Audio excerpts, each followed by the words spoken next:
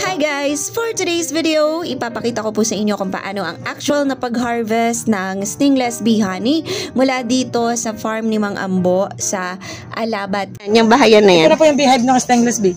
Ito pong tawag dito, ito po yung mga, ang nasa loob dito, propolis or... Propolis. Opo. Mamaya, introduce po sa inyo ng Mr. ko dahil kasi siya yung bee expert. Ah, okay. Siya yung nag-aral about Sige. bee. So this is Mang Ambo.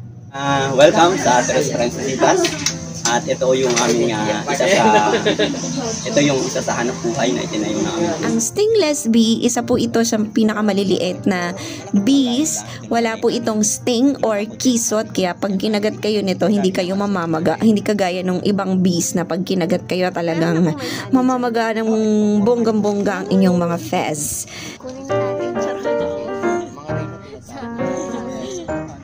Makikita po ninyo dahil mag-o-open po tayo para Yay! matikman ninyo.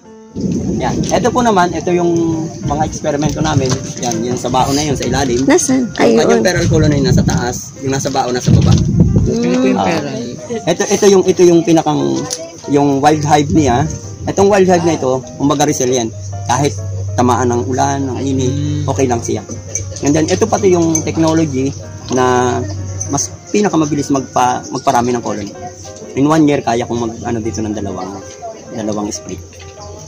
Saan po galing itong mga honeybee? Stingless bee. Pero Kinuha niyo po? simula po nung natutunan ko, nung unang-una po, ako po ay walang kaalaman sa bee. At ang trato ko sa kanila ay alipin. Pero nung time na yun ang aking pagkakapaniwala, hinarvest ko yung 41 colony in November. And then yung 37 doon patay, 4 lang natira. Ngayak ako. Tapos nung sinabi ni Mayor sa akin, sige mag-aral ka na sa UP Los Baños.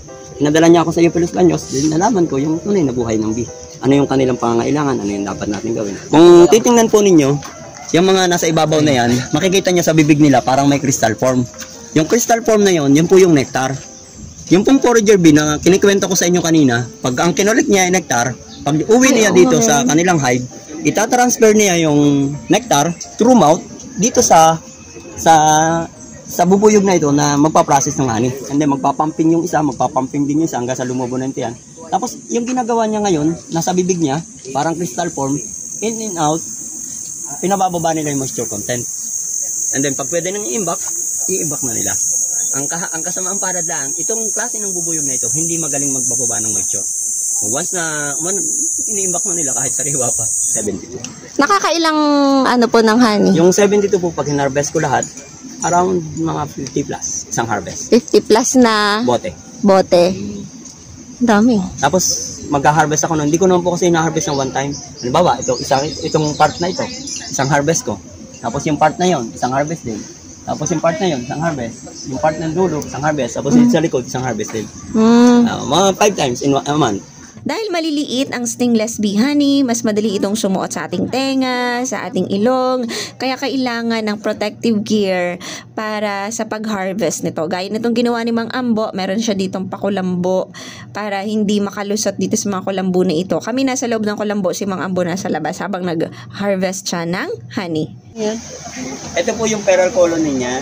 Ngayon, Silang gumawa niyan, sir? in wild, ganito na din po yung itsura niya. Pina-adapt ko po yan dito. Ngayon, kung ito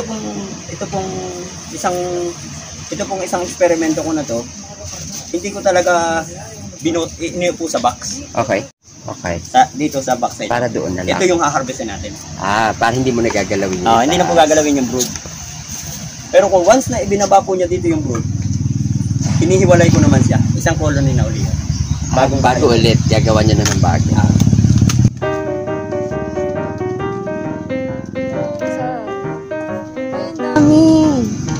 Puro honey po ito. Ito po ay 2 bottles.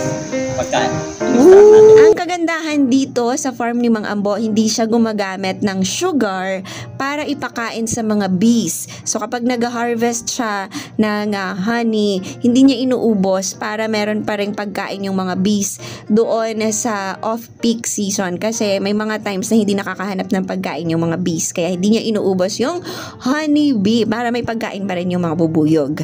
Yung iba kasi nag-feed talaga sila ng sugar. So parang hindi maganda kapag nag-feed ng sugar.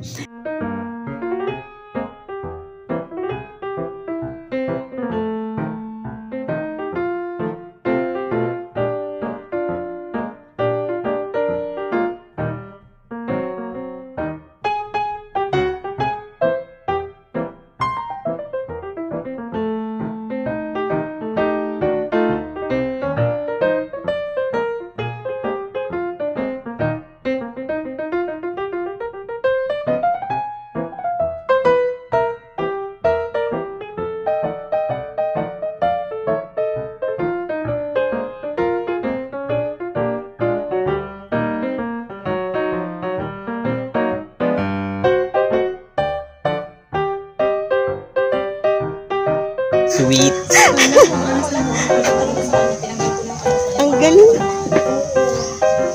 Kaso yan, puro ano lang po yan. Hindi pa, wala siyang inilabas. Ano tawag yan, yung ibabaw? Propolis. Yung Kumbaga, ito po yung i-harvest natin. Oo. Ito exist na doon sa kanilang pagkain. Kasi sa loob yan, may pagkain pa rin. Oo, yan na Pwede natin itong lahatin. Oo, pero I mean, ano na yan, yung bagong populasyon, hindi. Hindi na. Hindi pa po. Hindi pa. Pero ito po ay anak nung... Pipicture ka tayo. Si Mama Bea po, titikim na. Baka sakaling maging sweet din ako. Oo. Jen, kailangan mo yan. Jen, ikaw din. Pagdating ni Jowa. Marami kasing need dito kaya Ba't maasim ba anyog? yung sabaw, yung nectar pala. Sarap. Honey na po yan, honey. Parang nainom ng tuga. Ikaw din, huwag ka na mahiya. Anyway, taga-isla ka, hindi ka nakarating dito. Di ba pwede ko kainin, diba? Ayan, nagkakagulo na po sila. Ang lasa ng stingless bee honey dito ni Mang Ambo ay mas lamang yung asim kesa dun sa tamis. Ito naman parang nagarayang itsura pero ang tawag daw dito ay pollen grain.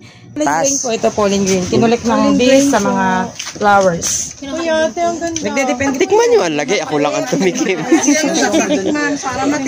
ko na lang nasahan. Tatlong beses, tatlong kutsara din. Hindi yung batuhan na to, clear yung ibaba, yung taas ay medyo, ano. Iba yung lasa. Parang high ho. Oh, depende yung sa flowers. Nakabalot na. Nagaraya. Tangka ko lang nga, ito kami kasi sa Perez. Ito kami sa Perez, lagi namin kailangan. Saan ang lasa? Maasim. Pero parang may aftertaste na, ewan. Yung texture ano? Yung parang may wax-wax. Wax talaga yan, ma'am.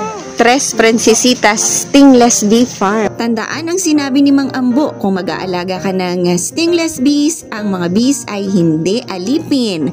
Respeto para mas mabigyan kanila ng mas masaganang ani.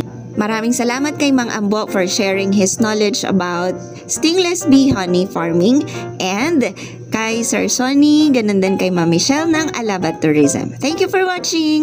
Stay safe. Sugar, yung iba Ay, nagtitinda ng okay sugar. na lang. Pero ako po yung hindi. sarili na lang. Sarili. Kanila naman yun talaga. So walang sugar Wala feeding po kami dito. feeding na sugar na ginagawa. Basta yung Pure talaga.